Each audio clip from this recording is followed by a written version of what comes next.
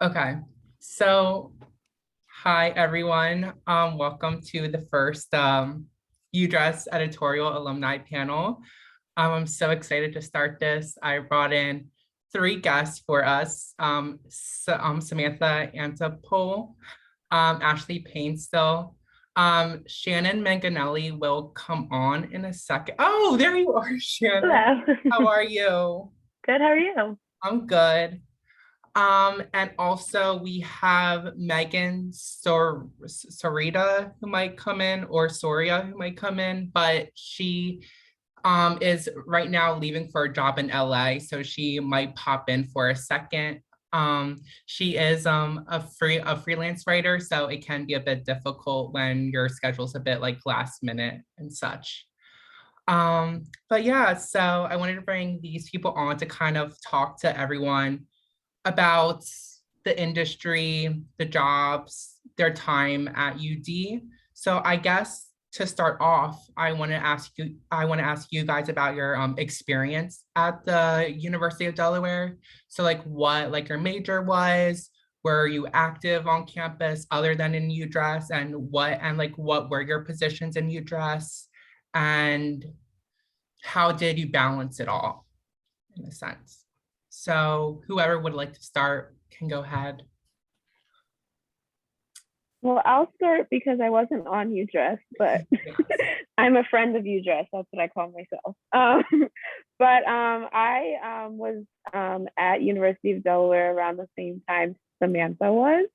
And what were you asking? Kind of what our experiences were? Yeah, like your Okay. majors and how that kind of like blended into your experience at UD. Okay, so I majored in fashion merchandising, but what was also central to my career was the fact that I minored in journalism and entrepreneurship. And so while I was here on campus, I'll say the entrepreneurship and the journalism really helped me kind of understand what I wanted to do in the fashion industry. Because as we all know, there's so many different jobs that you can do in fashion. Sometimes people think all you can do is be an editor and that you have to work, at a magazine after campus. But that's not what my path was.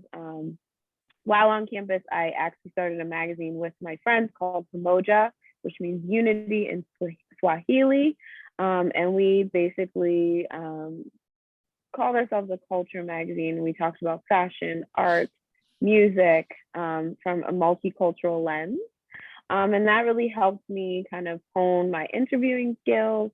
I also was one of the editors at the Review. That helped me tremendously when I got a position at Fashion Vest, where I worked for 4 years. And so I covered fashion news, technology news, innovation news in the fashion industry. But literally everything that I did at UD, from all the different clubs that I was on, to networking, to taking trips to New York, to like the CFDA Fashion Incubator, going back and forth to go to Fashion Week. All these experiences really helped me solidify what I wanted to do in the industry, and kind of understand all the different routes that you could take. So that's my little spiel. Thank you. Who wants to go next, Shannon or Samantha? I can Um, go next. yeah. Ashley, you were my professor. I took a fashion business Yes, class my sophomore year at I UC, so it's great to see remember. you again, Good and to all see of you you. guys as well. I just graduated in 2021 with a media communications degree and an English degree. I was a double major, and I minored in journalism. I kind of represented like the part of UDress that was like, we're not in fashion, but we have like all the like passions for it. I hate rhyming all those words together because it always happens. But yeah, I actually pivoted and I'm working in sales now. Since my majors kind of had a broad scope, I could kind of go anywhere, and you guys can as well. Really market yourself wherever you're applying. That's your best tool. But yeah, I started from a writer, got promoted to be a section editor when we used to have sections at UDress. And then worked on that, worked my way up to executive editor my junior year, and I was editor-in-chief last year. So it's great to see all your smiling faces, and I'm so proud of all of you guys. I love reading Ultra and seeing all the sneak peeks behind the new issue. But yeah, besides being involved in UDress, I was a part of Greek Life, excuse me. I also went on a UW trip, Friends for Friends, just any connections that you can make at UD and be involved in as many things as you can. Enjoy it while it lasts. Samantha. Thank you, Shannon. Yeah. Hi, Samantha Antopol. I am really appreciate being here. So thank you guys. I was on UDress. I joined my freshman year. I saw it at Activities Fair and kind of immediately was obsessed with it. I was really interested in magazines in high school and participated in things for Teen Vogue and Teen People, and really was obsessed with magazines. I actually brought all of the issues I worked on of UDress. I'll take my camera off later, or the background. But it was definitely the biggest part of my career at UD. I was an English major, journalism minor as well, and also I did a fashion, culture, and history minor. I started on UDress as a general writer, mostly for the fashion section. Trying to think what we called it back then. It was sort of fashion news.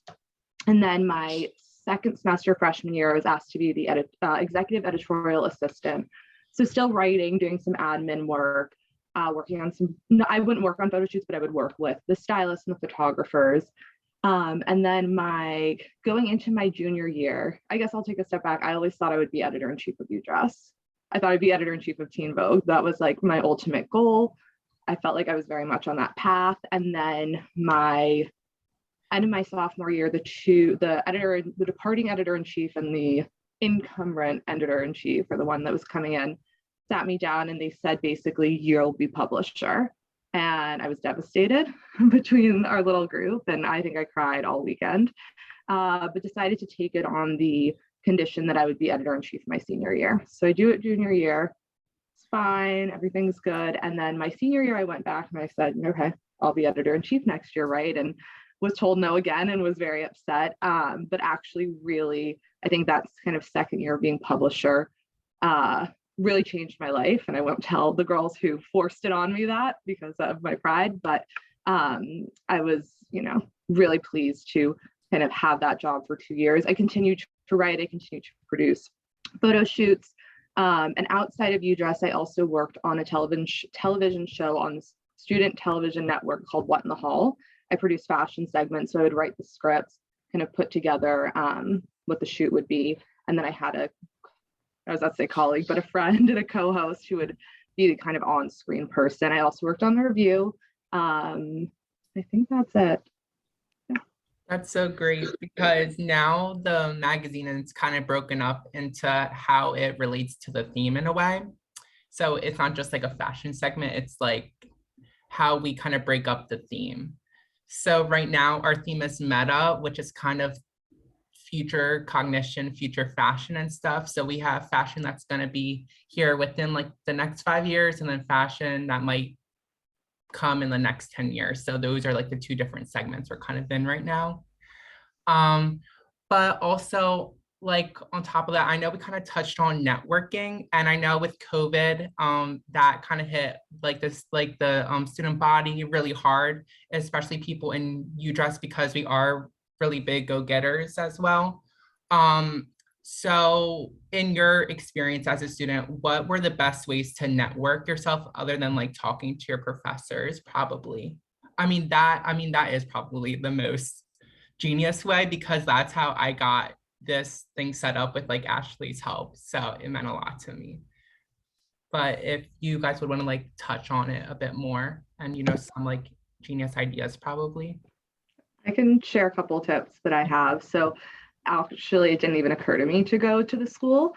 I would say my first tip is the Delaware network is so impressive. Not last year, the year before, when I was looking for a job, I spent hours on LinkedIn searching. There's like a section where you can see alumni from a university.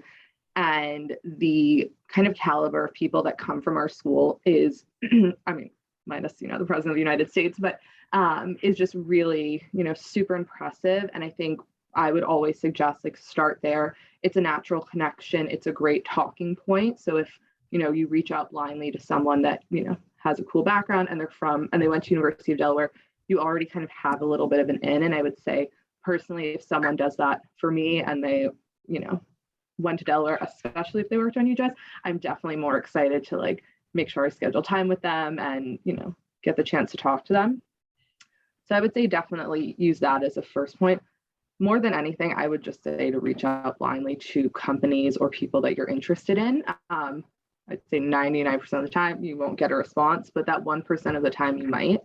And since you do all work on UDress, I think no matter what job you're going for post-college, I would recommend, if it's the interviews in person, bringing a copy of the magazine or bringing, I used to bring a binder and I would rip out the articles that I had written and put it in like clear plastic sleeves and bring it on my interviews. And even though, so my first job out of college was in magazines, I worked at Vogue, but on publishing.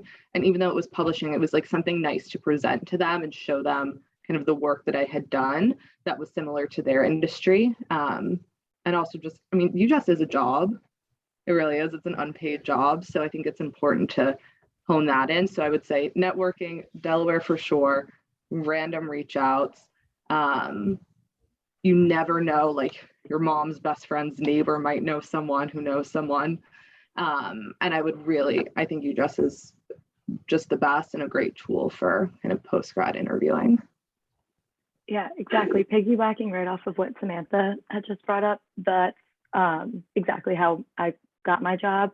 I brought UDress to the interview and they still talk about it. They're like, you're the only person that brought in a portfolio for the job. It really does make a mark. And just like even comparing to other universities' magazines, they're all great and it's such a competitive field, but I can say we are one of the best just from seeing and reviewing, and we always continue to grow and push ourselves.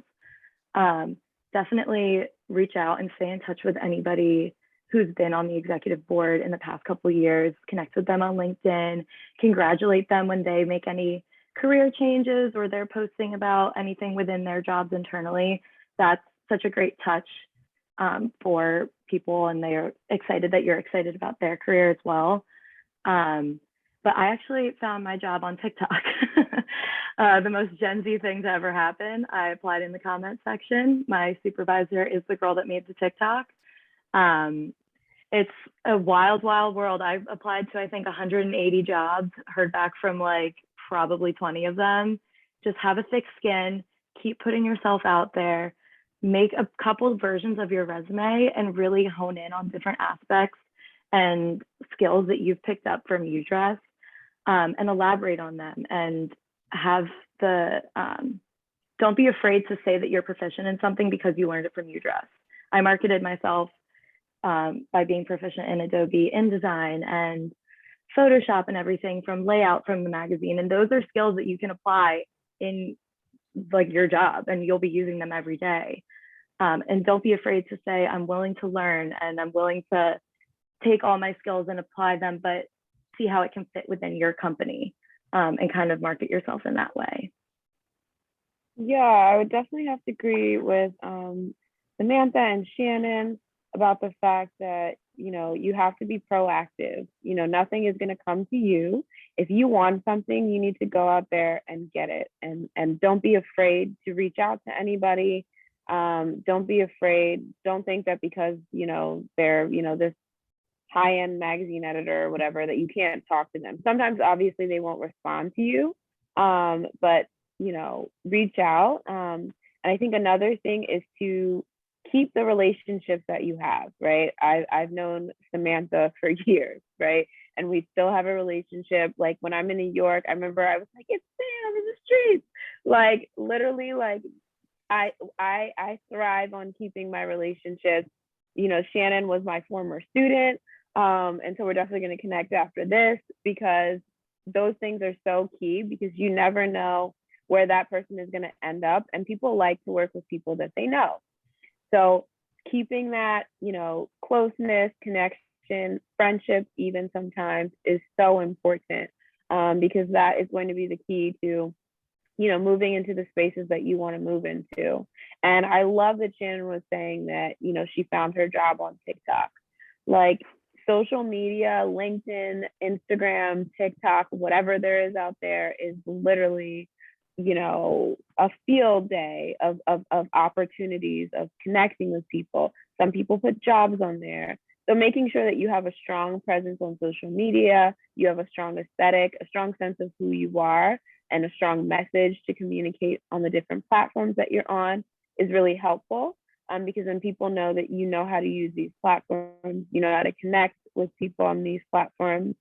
And there's just so many opportunities that you can see.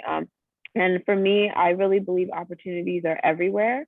They're not just on that job application that you send in.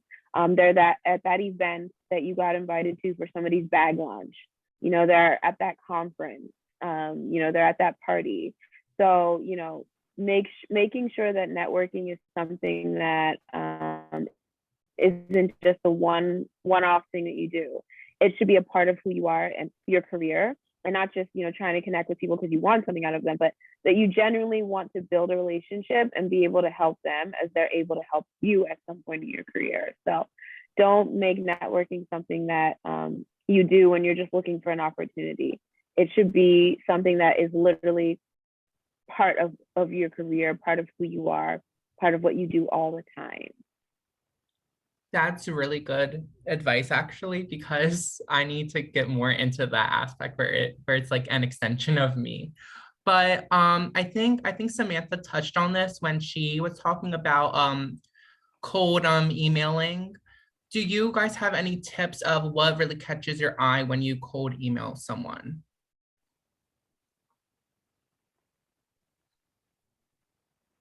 As a recipient, or when I send an email? If like when I like reached out to you on LinkedIn, like what really caught your eye, as in like, I guess me in a way, because in a sense that was a cold reach out, a cold email in a sense. To me, honestly, it was because you are part of UDress. Mm-hmm. I would say, as someone who like enjoys networking and did a lot of kind of random reach outs in my college and kind of postgraduate time, I think just being like super humble, I'd love to learn more about your career. I thought it was, I noticed you also went to Delaware, or I noticed that you, we're also an English major or something like that. I think it's important, though, to not necessarily say to someone like, I saw you worked at the New York Times and I would love to work at the New York Times. I think that comes off not great, even if that's really, how you feel. And I totally get that. But I think it's important to, love what you do first and not where you do it. So if you see someone who is, kind of has your dream job, regardless of the company, I think it's more important to kind of flag that versus the place, if that makes sense. Mm-hmm. Any other advice for cold emails? Yeah. Opening it up to, sorry, you can go ahead. No, you started before me, you're good. I'm sorry. Just like opening up the conversation that you're willing to learn, and not kind of shoving your resume down anybody's throat. Like, yes, that's important, but it needs to kind of happen organically, and by asking questions. And like, maybe if they if they have 5 minutes just to chat with you over the phone, like, who knows, there could be an opportunity, or they can just keep you in the back of your head, like their mind, for when the next opportunity comes up. But I think setting the intentions that you just want to learn and connect and rebuild that relationship is the most important thing. Yeah, exactly. I love that. And I love the idea of finding a point of connection, because you literally can find some point of connection with something. You wouldn't reach out to them if they weren't interested in you in some way, or didn't know somebody that you knew, or worked at some place that you worked at before. Always start off with that point of connection and make it personal. So this is a tip that I learned from Joanna Stout. She's at Business of Fashion now, but when I connected with her, she was at the CFDA Fashion Incubator. And so I had asked the same question, how do you do cold emails? How do you, reach out? And she said, the best way to do it is in 3 lines. And I was like, I talk a lot, I write a lot. Like, how is that even humanly possible? But, over the years, I've literally learned to be able to ask for what I want, or ask for a meeting, or ask to learn about something in 3 lines. Because people honestly don't have a lot of time to, sift through or read through everything that you want to say, unless you've been initial connection. 3 lines of, some kind of, personal aspect, what you're asking for, and then asking for their time, is really the best way to get people's attention immediately, because you said what you wanted, right? And you got straight to the point. And you were still friendly and polite and courteous, in the way that you did it. So that's kind of my biggest thing. And then another thing that I learned that works really well is not starting your sentences with I. Doing that reframes the conversation around the person rather than yourself and what you want and what you're asking for. And it's just a softer, more courteous way to do, write your emails. So that's helped me a lot too. And I have a pretty successful cold email rate, I'll give myself, some props for that. But yeah, I think finding that point of connection, remembering it's a human being on the other side, always saying thank you. A lot of people miss the thank you. You have to say thank you, because it shows that you care, that they took the time to respond to you, and that you're interested in them and what they're doing. And it just shows how polite you are. And just obviously continue to always be polite and courteous in everything that you do, and when you reach out. I was just going to say the same thing. I think the reaching out is just as important as the follow-up afterwards, like making sure to send a thank you note. If you do get a job, I always appreciate when people, let me know, like, I know we spoke a year ago, but I got a job. And I think it's also a good way to keep people top of mind as well. So, you never know, like, when you send an email, what's going on. So if you maintain those relationships and you're sending the follow-up emails and you're checking in, there might be a job, that just happens to be there. So just to piggyback off Ashley. Yeah, I would also say that it's really important, because when I was putting together this event, I was reaching out to so many alumni. And even if they said they couldn't make it, that's not a reason to stop the conversation right there. Just say thank you for your time. Maybe something in the future can happen. And then I pass on their information to maybe the person who takes over my position. So the conversation never really stops, and you always want to either connect with them on LinkedIn, or even after the launch event, send them the magazine being this is our latest magazine, hope you enjoy. So it can be just as easy as that, honestly. But what I wanted to pivot to was actually after you graduated college, what would you say was the hardest thing to adjust to when looking for a job? I guess I can speak to that since I'm the most recent graduate, but just really, looking at every single platform, social media, it's not all the jobs are going to live on LinkedIn or Handshake, really just casting a wide net. Like I said before, really developing a thick skin. Even if you apply to a job and you don't think that anybody works there from UD, do a little bit of research, and people love to see that you're taking the time and dedicating all your effort into that one job. And even if you see one connection that you've never talked to or been associated with at UD, shoot them a quick message on LinkedIn and just see if you can connect. And if you again, asking the 3 questions that Ashley had lined out. Yeah.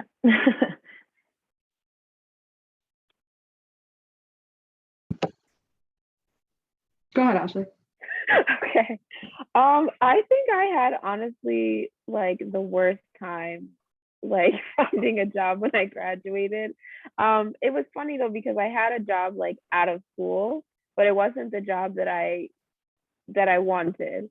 You know, I wanted to be, you know, in New York, you know, working at one of the big four glossies, doing something like that. But that just wasn't possible for me because I didn't have, you know, the funds to be able to live there right away, and all sorts of, I think we graduated during the recession, right? Yes, we did. So that also made things difficult. Yeah.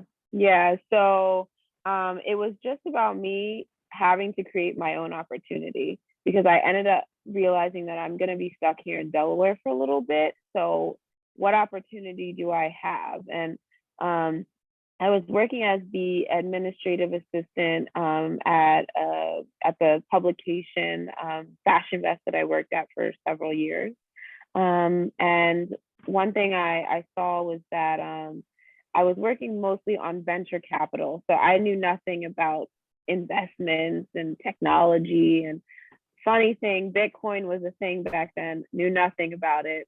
Always kick myself in the foot for not buying any, because I would have been a billionaire by now. But like, it was all of these sorts of new things. But I was like, okay, I'm the type of person where I literally can see fashion working in anything. So I was like, well, how can I make this an opportunity for myself? I know how to write. They need somebody to write for their blog, which it was. And so I'm going to also offer my services and time to help them build their blog, because, you know, I've done this before.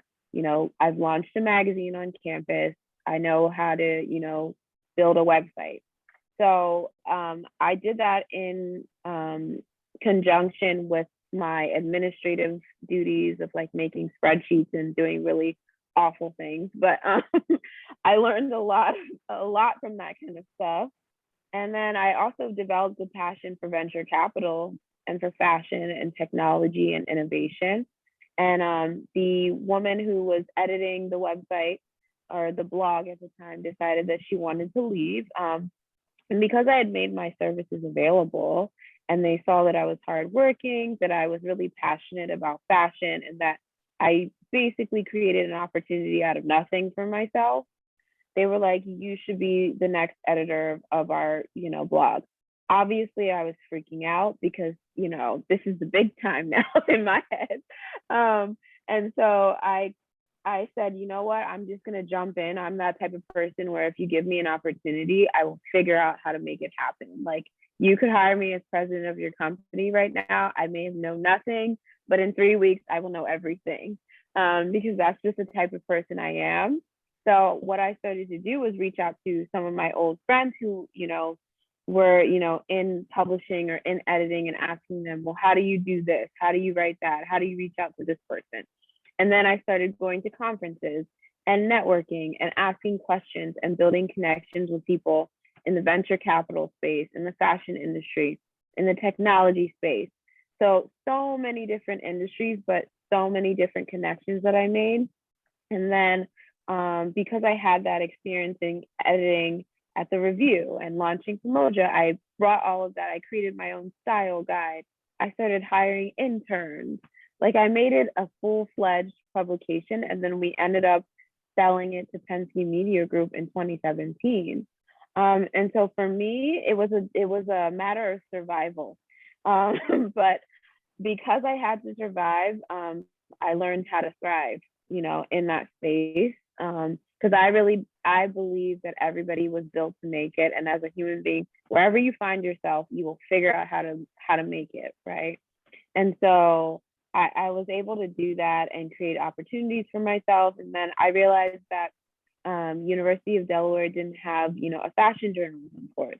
So I reached out to an old professor and said, hey, is it possible for me to teach something like this? And she said, yeah, just make a syllabus and I'll send it to the chair. And, you know, it was crazy because I didn't have a master's degree or anything. And then they were like, this is awesome, teach the class. Hopefully Shannon liked the class. Love. But I enjoyed being able to teach them all the things that I had to kind of learn on my own.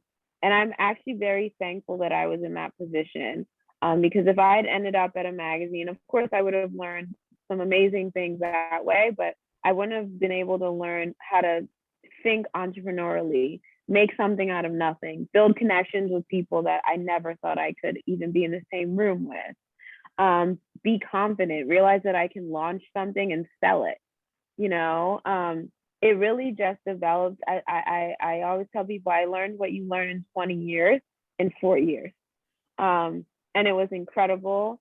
And so if you have the opportunity to work at a startup or at a place where you can, be more useful than just doing one role, do that and do more than what your role requires. Because when you offer up your services, other opportunities open up for you. And that's kind of the thing that, I experienced, when I was looking for a job and kind of creating my own opportunities. So I would say the hardest thing about graduating was I didn't have a job when I graduated. And, I had been very involved in UDress, was the president and publisher for 2 years. I interned at Teen Vogue every summer between semesters, between years, between grades. And I guess, looking back, I was certainly naive, but I thought it would be kind of easy for me. And it wasn't. And I graduated without a job. And what I'll say is when I look back, to have that last summer and not have to work was very special. My sister is a couple years younger. She was still in school. We could spend time together. So I would say like my kind of first piece of advice is like, don't be stressed if you don't have something waiting for you on June 1st. I interviewed a lot. I really wanted to work at Condé Nast. I didn't really care what magazine it was. I wanted it to be Teen Vogue, but I just wanted to work at Condé Nast. And I interviewed there for, I want to say, like every magazine. There was even one job that I didn't get, and the person who got it also went to UD. And I'll tell you that story kind of chronologically when I get there and how I found out about all of it. But I ended up I blindly emailed a PR agency. And I was like, oh, that might be interesting. And got an interview and got the job. And between, I'd say, graduating and that, I did freelance work. I did freelance copywriting. I did freelance event planning. So there was definitely, I kept myself busy, which I also think is important in your entire career. You'll have, times when you're unemployed, maybe because you need a break or because of a pandemic. And I think it's important to always stay busy. So I ended up getting this job in a PR firm, and it was the worst thing I will ever experience. And I worked at Vogue. So you can imagine like how difficult of an environment it was. It didn't last very long. It took a toll on me, like mentally, physically. So I think it's also important when you realize you're in a situation that is not right for you for whatever reason to, obviously financial is an aspect, and that's why I didn't leave the first day. But I think it's something to, remember to take care of yourself first, regardless of what you're doing or who you're doing it for. So then I was unemployed again. And I had made a connection when I had interviewed for Glamour at Condé Nast. I saw there was a job at the New Yorker, I think, reached out to him. He's like, I'm not a recruiter anymore. Here's my colleague, and introduced me to someone else. So I had interned at Teen Vogue, but no one at Teen Vogue was like, here is the job, right? So I went for this interview at the New Yorker. So sort of a blind kind of application. Went for the interview at the New Yorker, didn't even make it past the HR interview, but she and I really clicked. And a couple weeks later, she called me for an interview at Brides, and then an interview at Bon App, and then she called me for an interview at Vogue.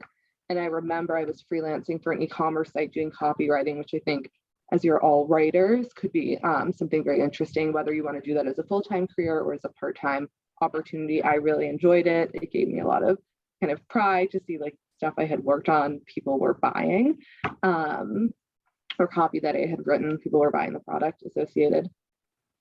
So I was at my freelance job. I got a call for this interview at Vogue. I kind of laughed to myself and said, I guess I can say I always interviewed at Vogue, haha, and ended up working there for 3 years. It was definitely a difficult environment. And what I was alluding to earlier was there was a job at Details magazine, which has unfortunately folded, that I didn't get. And I went to someone I went to UD with. So he and I had almost the exact same resume, you know, similar kind of internships, so on and so forth. And his boss ended up going to the client side of publishing, and I met her at an event and we were talking, and she said, "Do you want to know why Matt got the job and not you?" And I was like, "All right, fine. You know, I work at Vogue now. Everything's good." And she said, "Well, it's because we wanted a bro. They wanted a man to work on liquor accounts," which was ironic because at Vogue, I worked on liquor accounts, and then I actually went on to work in wine and spirits. So I think it's always a small world. So I would say you'll get thrown different things. You'll be told you know, aren't the right fit for a job, or you were the right fit, but someone's next door neighbor, you know, needed a job. And I think in a lot of those opportunities, or when those opportunities kind of went away for reasons beyond my control, like being a woman, I just kind of would try and remind myself, like, one day it will be you. One day you'll be that neighbor. One day you'll be that, you know, that right fit. And, you know, in the end, it worked out. It's a very long-winded story, but yeah. Yeah, no, I think that's, sorry, Shannon. go ahead. Sorry, I think mine thing's on a little bit of a lag. People off, I'm so sorry. But definitely that's so important, everything that Samantha just said, and what Ashley was saying as well. The company I work at is a startup. So you definitely have to hustle and put in your time, but also recognizing when somebody's trying to shorthand you or something, like sticking up for yourself is very important. And it's really tough to learn in a really entry-level position. I've only been at the company for 3 months, but currently there's like some gray area with my pay, and I've been very adamant talking to the president, setting up time with the CFO. And even though you're the little guy at the company, you still like need to know your worth, and that it's an employee's market at the moment, and that you can always market yourself somewhere else, but don't burn any bridges. Definitely it's a balance of hustling and showing your worth and putting in more time and being a positive face at the office, and making those strong connections. But if somebody's doing something that's not aligning with your values, handling it in a professional way is so important. And sometimes you do have to leave a company if they're not putting you first. But yeah. Yeah, that's actually really important because at my current internship, there's one of these bosses that I'm not on the team with. He like handles a different team, and he's very old school and not very hip with the times. And it actually conflicts a lot with work because we like our kind of mission is to target Gen Z. So it really conflicts with like what we want to produce. And whenever we present an idea to him, he takes it into production and like spins it and makes it really not pleasing to look at. And we tell him constantly that it needs to be updated in like a really nice way. And he blames us for like being slow and for not getting back to him and everything. And like there's like many times where like my like co-interns would have to like speak to him one-on-one, or you know hold different meetings because like he messed up like an Excel sheet, he messed up a Google Doc, he messed up a WordPress submission. So it's really important to set boundaries in the workplace, and please do not be afraid to do it, or else they will like walk all over you in a way. So but before we wrap up like the general questions section, I would say, what was, I guess, the best experience either at your current job, at an internship you had, or just at UD? Just like what was something that really kind of like changed the way you thought about something? I'll let you guys think for a second with that one. I can go. I would say UDress really did change my life. And like I mentioned before, you know, these girls telling me I would be publisher, not even asking me, it really kind of set me on a different career path. And, you know, I mentioned I brought my, you know, clippings and my magazines to my interviews. And one of the women who I ended up working for at Vogue said, you know, how impressed they were with it. And I really do believe that my time on UDress is why I got that job in the end. I think you learn something from every job. So even like that PR firm that I worked at for like 3 months, that was horrible. I think about it a lot, and I think about the kind of manager I want to be, and making sure someone who works for me never feels like that, and making sure that, you know, I never get myself into a kind of work culture that is so toxic and so, I mean, purely evil. I'd say I think what's good is that a lot of that sort of person has, you know, that person has left or been pushed out, but I'd say companies are much more agreeable, you know, thinking about, you know, pushing back on a boss 10 years ago. I never, ever, ever would have done that. It would, you know, freak me out. And now I feel like I can go into my boss's office and have a frank conversation with her about, you know, a suggestion I have, or something I thought went well or didn't. I think it's really important. And I think it's great that, I hate to say your generation, but I'd say, you know, people who are graduating now have, you know, a much better opportunity in terms of an open dialogue. So kind of rounded, but UDress was definitely, I'd say, the most pivotal thing in my life. And working at Vogue, that was very special for me too, when I wasn't crying.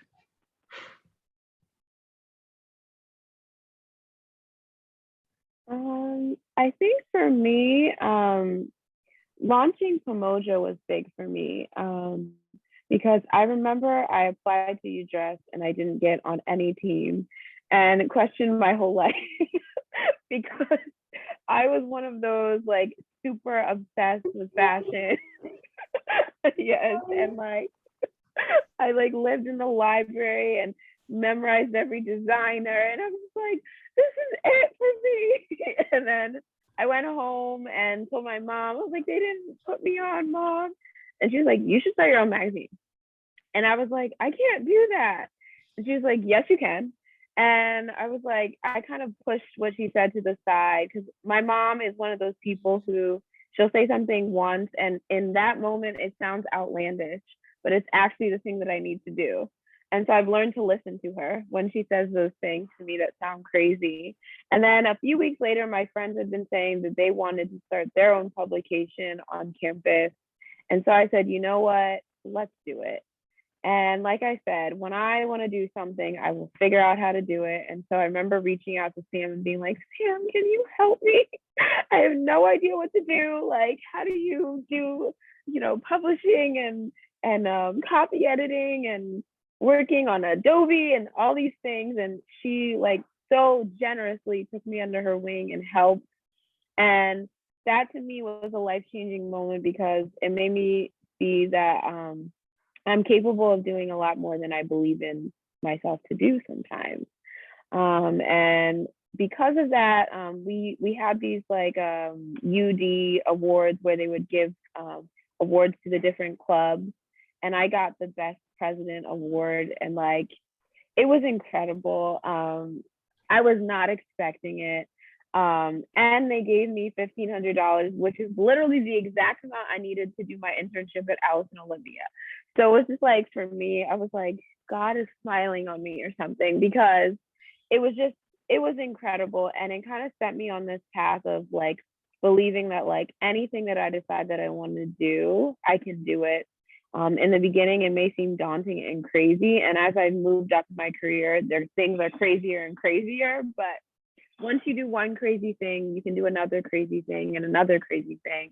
And it keeps pushing you into where you want to be. So I think, you know, launching Pomoja, meeting Sam, literally, honestly, like I used to be like, I was like her biggest fan, and I still am. Like, because you were interning at Teen Vogue, and that was like my favorite magazine. And I was like, I want to be like her. And like, I still want to be like you, but like, I want to be like you. But like, honestly, like she was so inspirational, and her just helping me the way that she helped me, like I don't even know how much it means to me, because I literally did not know how to do anything, and she like helped me so much. So definitely key in one of my experiences in my career. Yeah, I wish I had realized what was happening on UDress. The one thing I will say is I remember joining, and a lot of people had told me that they had applied to UDress and they had, just like Ashley, like amazing credentials, and for whatever reason people were not as receptive. And it was something I really tried to change, even in looking, on my way to work today. I kind of flipped through some of my old issues of UDress and seeing like the type of people that were in my first year in the fall of 2008 to when we graduated, or when my last issue was, making sure that it was lots of different types of people from different, whether it was an athlete mixed with, an artist. I think that's so special about UD. So hopefully, that part of UDress has really changed. And thank you, Ashley. That's so sweet. Add me to the fangirling club for sure, for both of you and everybody on this call. Definitely UDress was my best asset. And it is such a boundary pushing issue. Every issue tops the last. And we're always trying to push ourselves and see how we can fit into the fashion world, not just the college fashion world, which I think is so incredible. During my year, we had the first transgender model in like a whole centerfold, and that was just like completely groundbreaking. And now you guys have even taken it a whole step further, and that's awesome. Definitely using that as a skill, especially in workplaces. People want to feel comfortable and heard, and saying that I'm an ally and an advocate for these people is so important. Definitely bringing copies and being able to speak more about them, and how you helped if you were an editor on them. Like, that's still a skill. It's not that you didn't write it and it's not your words. Like, how to go through and edit. That's a very important skill as well. Definitely one of my internships, I think, also helped me land this job. And it was all stemming from a class as well. I took a coding class just because I was interested. And my sister was an engineering student. I was like, that seems important. I should know that if I want to go into design and how the field is changing towards being adaptive and being a digital native. And I landed my internship at the Biden Institute and reworked their website. Didn't really have to use a lot of coding, but people that don't know how to use websites, they're like, oh, you can do that? Perfect. Like, you can play around and start working in it. So always having a willingness to learn, using your skills and building off of them and seeing how you can adapt them into each workplace, researching how your skills can be adapted there before you get to the interview. I think those are all very important things. But just being really confident and knowledgeable about how UDress has been changing the conversation at UD. You guys are a force to be reckoned with, know that. And don't be boastful, but be confident and proud of it, for sure. Thank you all for, talking about your best experiences. But before we move on to like individual questions, I just wanted to say that Shannon actually was my biggest inspiration in my time as executive editor, because I think when you saw me, I was so shy. I barely spoke at anything. And I just really wanted to learn from you. And I really didn't know how, because I was only a writer beforehand. I didn't even do section editing. So it was such a jump for me. And you literally like took me under your wing, and like I saw you like doing layout when there was only like 2 other girls doing it. And COVID was a time. Yeah, it was a time. It was so impressive. And I just like really looked up to you. And I kind of took what you were doing into this year. So it means a lot to me that you're on this call and stuff. Thank you. Well, definitely, like, I think UDress has really pivoted in the past couple of years. At least in my years there, we never really turned anybody away. There was always somewhere to find or some position that somebody could work in. And knowing that being the change may not be hiring the person that's the most qualified, but the person that's more willing to learn and will bring representation to the magazine is so important. That's how we keep like pushing boundaries and moving the magazine forward, like just with the changing times, for sure. It's in good hands with you guys. You're doing great. Yeah. Does anybody have any like individual questions you would want to ask somebody? We have a little bit of time. I know it's only the 2 of you guys here, but I had a question. So my name's Abby, and I'm also a fashion merchandising major with a journalism minor. And it was refreshing to hear. I think Ashley, you have the fashion merchandising, or you had the first fashion merchandising major with a journalism minor.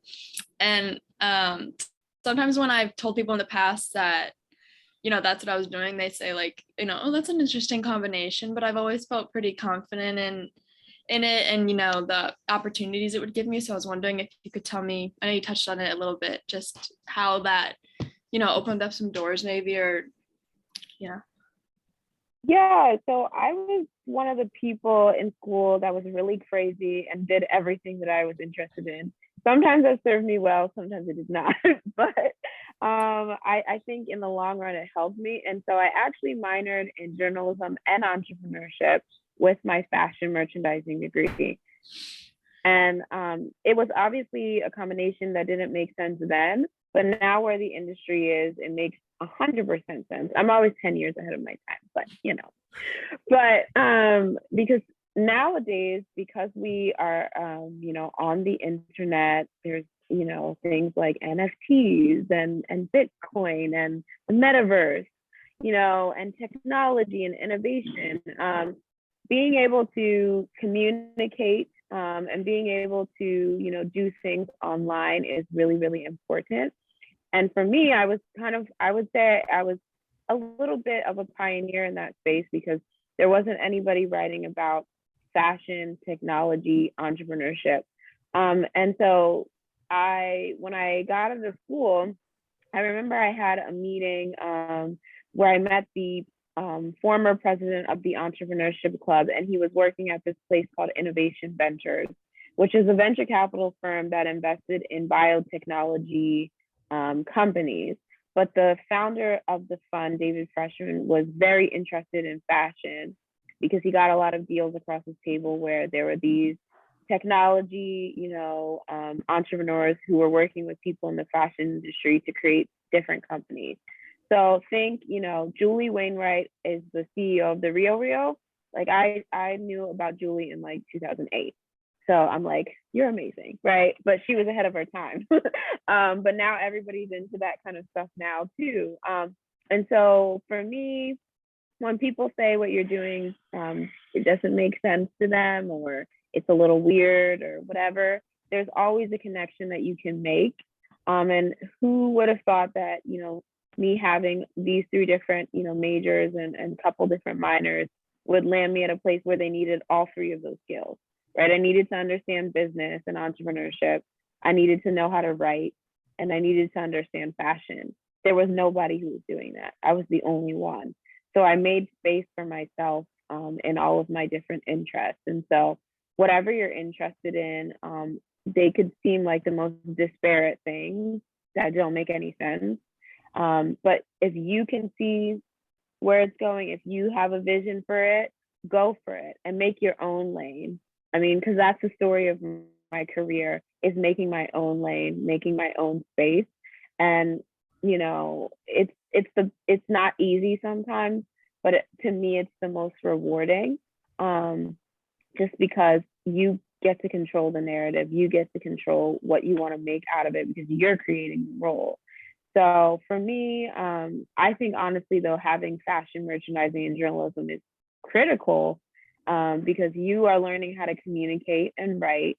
You're learning, the fashion industry, the business of it, because fashion is a business. Some people forget that. And so even if you don't end up being a writer, you have these 2 very critical,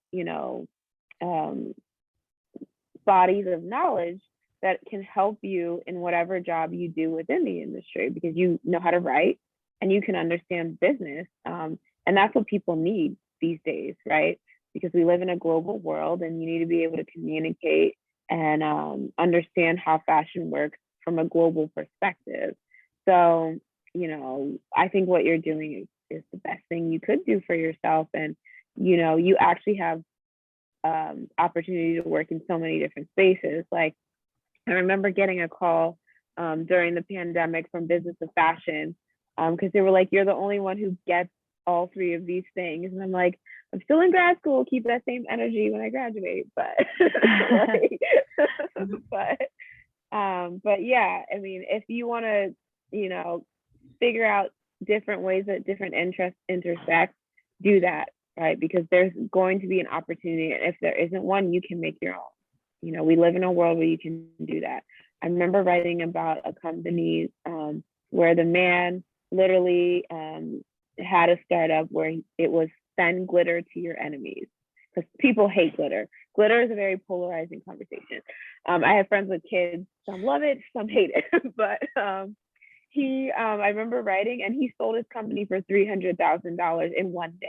He literally launched the company that day. That's the world we live in.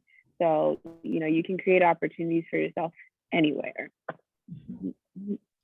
And I just want to touch on something that Abby is a new writer, and in her application, she actually pitched the idea of fashion NFTs. And she got to write about it because it just blew me away so much. So she definitely has experience and has knowledge of, the intersectionality of fashion and technology.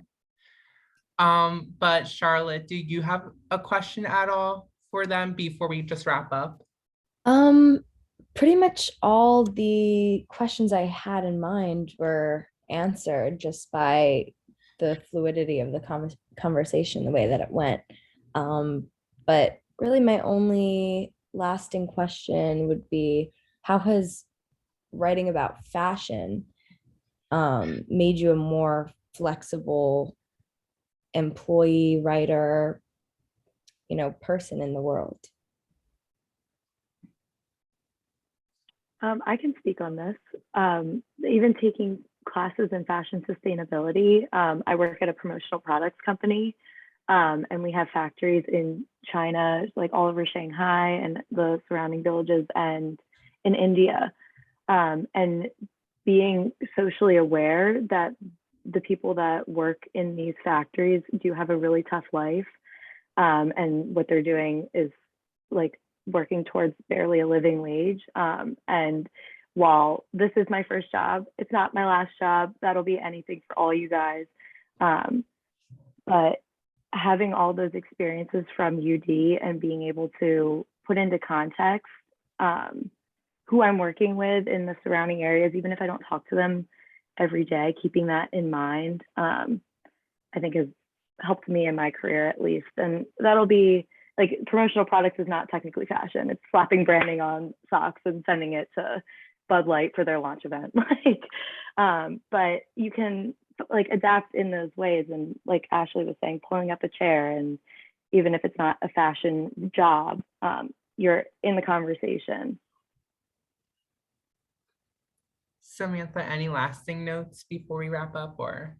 Yeah, I was just going to say, I think, I obviously pivoted away from a career in writing and editorial, but the kind of skills of to be able to write well is such a skill, I think, especially this day and age, to be able to write. I do a lot of presentations and proposals for different things. To be able to convey your ideas in your project through words on a piece of paper is so important. So even if you, do end up like me pivoting away from writing as, your ultimate career, you'll never stop writing. You're always going to write emails. You're always going to write presentations. So I think it's important to remember that no matter what you do, the skills that you are gaining and have right now will be beneficial for you. And I think it's important to also tap into that when you are interviewing, especially if you're pivoting to a slightly different career. When I was at Vogue and talking to them about doing an advertising job, they kept asking me, are you sure you don't want to be an editorial? Are you sure you have a English degree, you were a writer? And what I said was, yes, I'm sure, but also I write all the time. We write emails all the time. So don't underestimate everything you're learning here and in your classes. Whatever your major might be, it will always, help you in whatever you end up doing. And also add me on LinkedIn, stay in touch. I'm happy to help. Anytime, any place, tomorrow, in 5 years, whatever it might be. Yes, I was about to say, as we wrap up now, thank you guys for being on here and talking to us. That means a lot. But if you guys watching want to add our lovely panelists on LinkedIn and ask your own questions, please reach out to them. But yeah, I will stop recording.